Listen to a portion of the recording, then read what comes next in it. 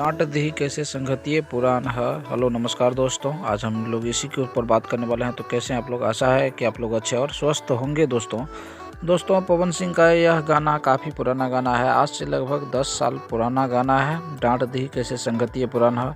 इसको लिखा है बक्सर जिला का एक राइटर शशि बावला जी इसको लिखे हैं। फिर से सुनिए, बक्सर जिला का एक राइटर शशि बावला जी लिखे हुए हैं। गाना काफ़ी अच्छा है दोस्तों। आजकल यह इसलिए चर्चित में है क्योंकि इन पे लाखों रील बन चुके हैं और यह गाना काफ़ी ट्रेंडिंग में है दोस्तों।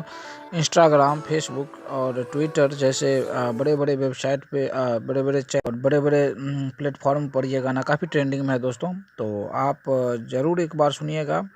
और इस पे भी और पवन सिंह जी भी इस पे एक छोटा सा मुखड़ा गाए हुए थे तो और ये चर्चित में आ गए। लेकिन जैसे पवन सिंह को पता चला तो उन्होंने अपने शो में इस पर चर्चा उठाए। तो आज का छोटा सा वीडियो कैसा लगा कमेंट में ज़रूर बताइएगा। जय हिंद दोस्तों, नमस्कार।